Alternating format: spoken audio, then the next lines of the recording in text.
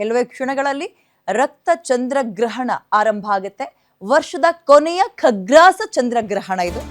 ರಾಜ್ಯದ ಬಹುತೇಕ ದೇಗುಲಗಳು ಆಲ್ರೆಡಿ ಬಂದ್ ಆಗಿದೆ.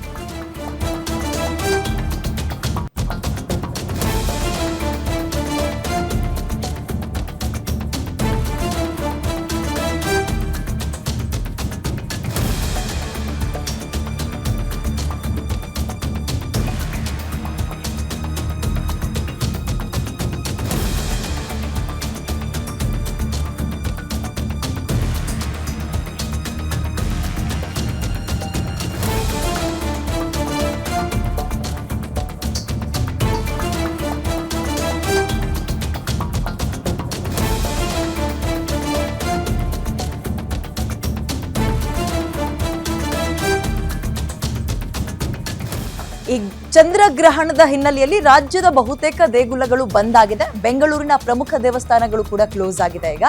ಇವತ್ತು ರಾತ್ರಿ ಕೆಂಪು ಅಂದ್ರೆ ಈಗ ರಕ್ತ ಚಂದ್ರಗ್ರಹಣ ಅಂತ ಇದ್ದಾರೆ.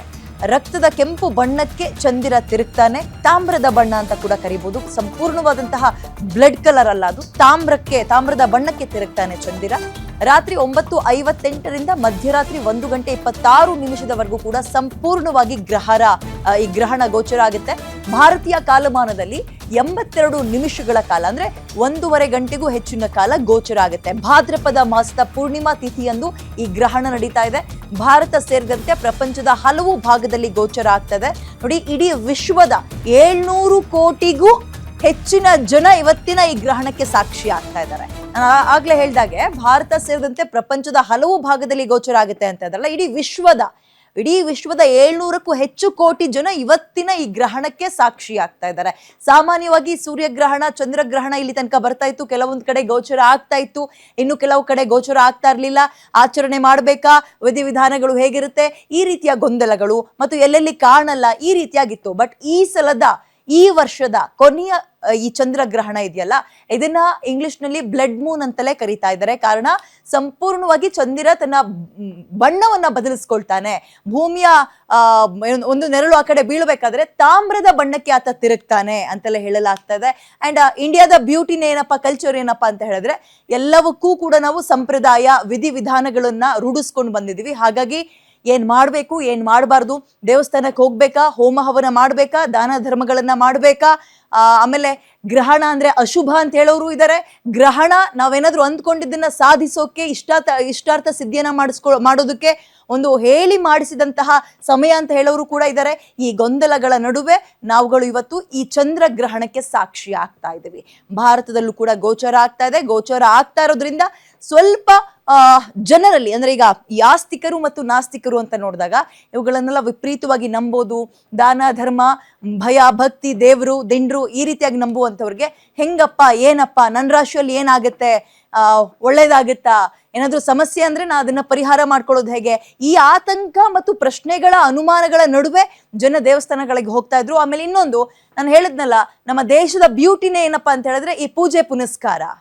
ಹೀಗಿರುವಾಗ ಗ್ರಹಣದ ಸಂದರ್ಭದಲ್ಲಿ ದೇವಸ್ಥಾನಗಳ ಬಾಗಿಲು ಹಾಕೋದು ಹಿಂದಿನಿಂದಲೂ ನಡ್ಕೊ ಬಂದಿರುವ ಸಂಪ್ರದಾಯ. ಒಂದು ದರ್ಬೆಯನ್ನ ಕಟ್ಟಿ ಯಾವುದೇ ರೀತಿಯ ಕೆಟ್ಟ ನಾವು ಈ ನೆಗೆಟಿವ್ ಅಂತ ಏನ್ ಹೇಳ್ತೀವಿ, ಆ ರೀತಿಯ ಪ್ರಭಾವಗಳು ಬೀರಬಾರ್ದು ಅನ್ನೋ ಹಿನ್ನೆಲೆಯಲ್ಲಿ ದೇವಸ್ಥಾನಕ್ಕೆ ದರ್ಬೆ ಕಟ್ಟಿ ಒಂದ್ ರೀತಿ ಬಂಧನ ಮಾಡ್ಬಿಡ್ತಾರೆ. ಗ್ರಹಣ ಎಲ್ಲ ಮುಗಿದ ಮೇಲೆ ಇನ್ನೊಂದ್ಸಲ ಶುಚಿಯಾಗಿ ದೇವಸ್ಥಾನವನ್ನ ಕ್ಲೀನ್ ಮಾಡಿ, ಶುಚಿ ಮಾಡಿ, ಅದಾದ್ಮೇಲೆ ಹೋಮ ಹವನ ಮಾಡಿ, ಏನಾದ್ರೂ ಕೆಟ್ಟದಿದ್ರೆ ಅದು ತೊಲಗಿ ಹೋಗ್ಬಿಡ್ಲಿ ಅಂತ ಮಾಡಿ ಎಂದಿನಂತೆ ಭಕ್ತರಿಗೆ ಅವಕಾಶ ಮಾಡ್ಕೊಡೋದನ್ನ ಇಲ್ಲಿ ತನಕ ನೋಡಿದೀವಿ. ಈಗ್ಲೂ ಕೂಡ ಅದಾಗುತ್ತೆ. ಬಟ್ ಈ ಸಲ ಏನಪ್ಪಾ ಅಂತ ಹೇಳಿದ್ರೆ, ಇದು ತುಂಬಾ ಲಾಂಗ್ ಟರ್ಮ್ ಇದೆ. ಈ ಸಲದ ಚಂದ್ರಗ್ರಹಣ ತುಂಬಾ ದೀರ್ಘಾವಧಿ ಕಾಣಿಸ್ತಾ ಇದೆ. ಮತ್ತು ನಾವ್ ಅನ್ಬೋದು, ಈಗ ರಾತ್ರಿ ಅಷ್ಟೊತ್ತಿಗೆ ಮಲ್ಕೊಂಡಿರ್ತೀವಿ ಬಿಡಿ, ಯಾಕೆ ತಲೆ ಕೆಡಿಸ್ಕೊಳ್ಳೋದು, ನಾವೇನು ಆಚೆ ಬರಲ್ವಲ್ಲ ಅಂತ. ಆದ್ರೂ ಕೂಡ ಇಂತಿಂತ ರಾಶಿಗೆ ಇಂತಿಂತ ಮನೆಯಲ್ಲಿ ಈ ಗ್ರಹಣ ಆಗ್ತಾ ಇರೋದ್ರಿಂದ ಹಾಗಾಗ್ಬೋದು, ಹೀಗಾಗ್ಬೋದು, ಮುಂದಿನ ಸೂರ್ಯಗ್ರಹಣ ಬರೋ ತನಕ ಸಮಯ ಸರಿ ಇಲ್ಲದೆ ಇರ್ಬೋದು, ಈ ರೀತಿಯ ಲೆಕ್ಕಾಚಾರಗಳು ಕೂಡ ಆಗ್ತಾ ಇದೆ. 12 ರಾಶಿಗಳಲ್ಲಿ ಏನಾದ್ರೂ ಬದಲಾವಣೆ ಆಗುತ್ತೇನಪ್ಪಾ ಅನ್ನುವ ಪ್ರಶ್ನೆಗಳು ಕೂಡ ತುಂಬಾ ಜನರಲ್ಲಿದೆ. ಆಮೇಲೆ ಇತ್ತೀಚೆಗೆ ಹೆಂಗಾಗ್ಬಿಟ್ಟಿದೆ ಅಂದ್ರೆ, ಒಬ್ಬೊಬ್ರು ಜ್ಯೋತಿಷಿಗಳು ಒಂದೊಂದು ರೀತಿ ಹೇಳ್ತಾರೆ. ಸಾಮಾನ್ಯ ಗ್ರಹಣ ಅಂದ್ರೆ ಗ್ರಹಚಾರ, ಅಶುಭ, ಕೆಟ್ಟದೇ ಆಗುತ್ತೆ ಅಂತ ಕೆಲವರು ಹೇಳ್ತಾ ಇದ್ರೆ, ಇನ್ನೂ ಕೆಲವರು ಈ ಗ್ರಹಣ ಸಂದರ್ಭದಲ್ಲಿ ನಾವು ಇತ್ತೀಚೆಗೆ ಏನ್ ಕರಿತೀವಿ ಮ್ಯಾನಿಫೆಸ್ಟೇಷನ್, ನಾವೇನ್ ಅನ್ಕೊಳ್ತೀವಿ ಅದಾಗತ್ತೆ, ನಾವು ಒಳ್ಳೇದನ್ನೇ ಯೋಚನೆ ಮಾಡ್ಬೇಕು, ಪಾಸಿಟಿವ್ ವೈಬ್ಸ್ನೇ ತಗೊಳ್ಬೇಕು ಅಂತ ಇರ್ತೀವಲ್ಲ, this is the right time. ಗ್ರಹಣದ ಟೈಮ್ನಲ್ಲಿ ಜಪಗಳನ್ನ ಮಾಡೋದ್ರ ಮುಖಾಂತರ, ಮ್ಯಾನಿಫೆಸ್ಟೇಷನ್ ಮಾಡೋದ್ರ ಮುಖಾಂತರ ನಾವು ಅಂದುಕೊಂಡಿದ್ದನ್ನ ಸಾಧಿಸಬಹುದು ಅಂತಲೂ ಹೇಳ್ತಾ ಇದ್ದಾರೆ. ಹಾಗಾಗಿ ಗ್ರಹಣ ಬಹಳ ಕುತೂಹಲವನ್ನ ಮೂಡಿಸ್ತಾ ಇದೆ, ಕೌತುಕವನ್ನ ಮೂಡಿಸ್ತಾ ಇದೆ. ಮತ್ತೊಂದು ಸೈಂಟಿಸ್ಟ್ ಪ್ರಕಾರ ಹೋಗೋದಾದ್ರೆ ಅವ್ರಗಳಿಗೆ ಅಧ್ಯಯನ ಮಾಡಕ್ಕೆ ಮತ್ತೊಂದು ಪ್ರಾಶಸ್ತ್ಯವಾದಂತಹ ದಿನ ಸಿಕ್ಕಂಗೆ. ಆಸ್ತಿಕರು ನಂಬುವಂಥವ್ರು, ನಮ್ದಲ್ಲೇ ಇರುವಂಥವ್ರದ್ದು ಒಂದು ಕೆಟಗರಿ ಆದ್ರೆ, ಇಂತಹ ದಿನ ಯಾವಾಗ್ಲೂ ಸಿಗಲ್ಲ. ಏನು ಬದಲಾವಣೆ ಆಗುತ್ತೆ, ಎಷ್ಟು ವರ್ಷದ ಹಿಂದೆ ಈ ರೀತಿಯ ಲಾಂಗ್ ಟರ್ಮ್ ಗ್ರಹಣ ಸಂಭವಿಸಿತ್ತು, ಈಗ ಆಗ್ತಾ ಇರುವಂತಹ ಬದಲಾವಣೆ ಏನು, ಆ ಒಂದು ಅದ್ಭುತವನ್ನ ಕಣ್ಣಾರೆ ಕಾಣ್ಬೋದು ಮತ್ತು ಅಧ್ಯಯನಕ್ಕೆ ಒಂದು ಪ್ರಾಶಸ್ತ್ಯ ದಿನ ಅಂತ ಸೈಂಟಿಸ್ಟ್ಗಳು ಇದನ್ನ ಡೆಫಿನೆಟ್ಲಿ ಕನ್ಸಿಡರ್ ಮಾಡ್ತಾರೆ. ಕೆಲವು ಕಡೆ ಅದಕ್ಕೆ ನೋಡೋದಕ್ಕಂತ ಅವಕಾಶ ಕೂಡ ಮಾಡಿಕೊಟ್ಟಿದ್ದಾರೆ. ಸಾಮಾನ್ಯ ನಿಮ್ಗಳಿಗೆ ಗೊತ್ತಿರ್ಬೋದು, ಸೂರ್ಯಗ್ರಹಣವನ್ನ ಬರಿಗಣ್ಣಿನಿಂದ ನೋಡೋಕ್ಕಾಗಲ್ಲ, ಅಂದ್ರೆ ನೋಡಬಾರ್ದು ಅಂತ ಹೇಳ್ತಾರೆ. ಬಟ್ ಚಂದ್ರಗ್ರಹಣವನ್ನ ಬರಿಗಣ್ಣಿನಿಂದಲೇ ನೋಡ್ತಾರೆ. ಆದ್ರೂ ಕೆಲವೊಂದು ಕಡೆ ಅದಕ್ಕೆ ಪ್ರತ್ಯೇಕವಾದಂತಹ ವ್ಯವಸ್ಥೆಗಳನ್ನ ಮಾಡಿ, LED ಸ್ಕ್ರೀನ್ಗಳನ್ನ ಹಾಕಿ ಏನೇನ್ ಬದಲಾವಣೆ, ಕಲರ್ ಹೇಗೆ ಚೇಂಜ್ ಆಗ್ತಾ ಇದೆ ಚಂದ್ರನದ್ದು, ಇದನ್ನೆಲ್ಲ ಅವಕಾಶಗಳನ್ನ ಮಾಡಿಕೊಟ್ಟಿರ್ತಾರೆ. ನಿಮ್ಮ ಗ್ಯಾರಂಟಿ ನ್ಯೂಸ್ ನಲ್ಲಿ ಇದ್ರ ಬಗ್ಗೆ ನಾವು ಡೀಟೇಲ್ಡ್ ಆಗಿ ಸೈಂಟಿಸ್ಟ್ ನ ಕರೆದು ಅಥವಾ ಎಲ್ಲೆಲ್ಲಿ ಹೇಗೆ ಅವಕಾಶ ಮಾಡಿಕೊಟ್ಟಿದ್ದಾರೆ ಅದನ್ನ ತೋರಿಸ್ತಾ ಹೋಗ್ತೀವಿ. ಬಟ್ ಸದ್ಯಕ್ಕೆ ಏನಪ್ಪಾ ಅಂತ ಹೇಳಿದ್ರೆ, ಈ ವರ್ಷದ ಕೊನೆಯ ಮತ್ತು ಬಹಳ ದೀರ್ಘಾವಧಿಯ ಚಂದ್ರಗ್ರಹಣ ಸಂಭವಿಸ್ತಾ ಇದೆ. ಚಂದಿರ ನಾವು ಸಾಮಾನ್ಯವಾಗಿ ಅಗೇನ್ ಜ್ಯೋತಿಷ್ಯ ಒಂದು ಶಾಸ್ತ್ರದ ಪ್ರಕಾರ ನೋಡೋದಾದ್ರೆ ಜಲಕಾರಕ ಅಂತ ಕರೀತಾರೆ ಮತ್ತು ಮನಕಾರಕ ಅಂತ ಕರೀತಾರೆ. ಜಲಕಾರಕ ಅಂದ್ರೆ ನೀರಿನಲ್ಲಿ ವ್ಯತ್ಯಯ ಆಗ್ಬೋದು, ವಿಪರೀತವಾಗಿ ಪ್ರವಾಹ ಅಥವಾ ನೀರಿನ ಸಮಸ್ಯೆ ಉದ್ಭವ ಆಗ್ಬೋದು. ಸೊ ಚಂದ್ರನನ್ನ ಎರಡು ವಿಚಾರಗಳಿಗೆ ಹೋಲಿಸ್ತಾರೆ ಸಾಮಾನ್ಯ ಜ್ಯೋತಿಷ್ಯದಲ್ಲಿ. ಅದೇ ಜಲಕಾರಕ ಮತ್ತು ಮನಕಾರಕ. ಮನಕಾರಕ ಅಂದ್ರೆ ಮನಸ್ಸಿನಲ್ಲಿ ವಿಪರೀತ ತಲ್ಲಣಗಳನ್ನ ಉಂಟು ಮಾಡುವಂಥದ್ದು ಅಥವಾ ಬೇಡವಾಗಿರೋ ಡಿಸಿಷನ್ಗಳಿಗೆ ಪ್ರವೋಕ್ ಮಾಡುವಂಥದ್ದು, ಅದಕ್ಕೆ ಮನಕಾರಕ ಅಂತ ಕರೀತಾರೆ ಚಂದ್ರನನ್ನ. ಸೊ ಅದೆಲ್ಲದಕ್ಕೂ ಇವತ್ತು ಸಾಕ್ಷಿ ಆಗ್ಬೋದು ಅಂತ ಕೂಡ ಕೆಲವರು ಪರಿಗಣಿಸ್ತಾ ಇದ್ದಾರೆ ಜ್ಯೋತಿಷ್ಯದಲ್ಲಿ. ವಾಟ್ ಎವರ್ ಇಟ್ ಈಸ್, ಆದ್ರೆ ಗ್ರಹಣ ಆಲ್ರೆಡಿ ತುಂಬಾ ದೇವಸ್ಥಾನಗಳು ಬಾಗಿಲನ್ನ ಹಾಕಿದೆ. ಬರೀ ಕೇವಲ ಈಗ ಸಾಮಾನ್ಯವಾಗಿ ನಾಳೆ ದೇವಸ್ಥಾನ ಓಪನ್ ಆಗುತ್ತೆ, ಇವತ್ತು ಬಾಗಿಲು ಹಾಕೊಂಡು ಬೀಗ ಹಾಕೊಂಡು ಬರ್ತಾರಲ್ಲ, ಹಾಗಿರಲ್ಲ. ಈಗಲೂ ಕೂಡ ಕೆಲವೊಂದು ಕಟ್ಟುಪಾಡುಗಳಿರುತ್ತೆ. ದೇವರ ಮೇಲಿರುವಂತಹ ಹೂವನ್ನ ಮತ್ತು ಏನಾದ್ರು ಅಲಂಕಾರ ಮಾಡಿದ್ರೆ ಅವೆಲ್ಲವನ್ನ ತೆಗೆದಿರ್ತಾರೆ. ತೆಗೆದು ಈ ದರ್ಬೆ, ಈ ಜ್ಯೋತಿಷ್ಯದಲ್ಲಿ ಮತ್ತು ಸಂಪ್ರದಾಯದಲ್ಲಿ ದರ್ಬೆಗೆ ಬಹಳ ವಿಶೇಷವಾದ ಸ್ಥಾನಮಾನ ಇದೆ.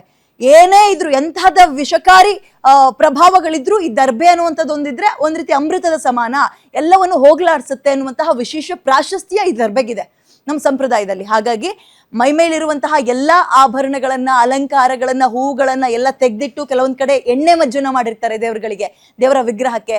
ದರ್ಬೆಯಿಂದ ಅದನ್ನ ಹೆಂಗೆ ಬಂಧಿಸೋದು ಅಂತ, ಯಾವುದೇ ನೆಗೆಟಿವ್ ಎನರ್ಜಿ ಪಾಸ್ ಆಗ್ಬಾರ್ದು ಅನ್ನೋ ಹಿನ್ನೆಲೆಯಲ್ಲಿ ಅದನ್ನೆಲ್ಲವನ್ನ ಮಾಡಿ ದೇವಸ್ಥಾನವನ್ನ ಬಂದ್ ಮಾಡಿರ್ತಾರೆ. ಹಾಗಾಗಿ ಗ್ರಹಣ ಟೈಮಲ್ಲಿ ದೇವಸ್ಥಾನಕ್ಕೆ ಹೋಗ್ತೀವಿ ಅಂದ್ರೆ ಆಗಲ್ಲ. ಒಂದ್ ಹೇಳ್ಬೇಕು ನಿಮಗೆ, ಮಲೆ ಮಹದೇಶ್ವರ ದೇವಸ್ಥಾನದಲ್ಲಿ ಬಂದ್ ಮಾಡಲ್ಲ. ಎಂದಿನಂತೆ ಈ ಪೂಜೆ ಪುನಸ್ಕಾರ, ದೇವರಿಗೆ ದರ್ಶನ ಮಾಡೋಕೆ ಅವಕಾಶ ಇವೆಲ್ಲವೂ ಇರುತ್ತೆ. ಅದನ್ನ ಹೊರತುಪಡಿಸಿದ್ರೆ ಬೆಂಗಳೂರಿನಲ್ಲಿರುವಂತಹ ದೇವಸ್ಥಾನ, ರಾಜ್ಯದ ಇನ್ನು ಬೇರೆ ಬೇರೆ ಕಡೆಗಳಲ್ಲಿರುವಂತಹ ದೇವಸ್ಥಾನ ಆಲ್ಮೋಸ್ಟ್ ಬಂದ್ ಆಗತ್ತೆ. ಇನ್ನು ಯಾಕೆ, ಅತ್ಯಂತ ಶ್ರೀಮಂತ ದೇವಸ್ಥಾನ ಅಂತ ಕರೆಸ್ಕೊಳ್ಳೋ ತಿರುಪತಿ ದೇವಸ್ಥಾನವೂ ಕೂಡ ಬಂದ್ ಆಗುತ್ತೆ.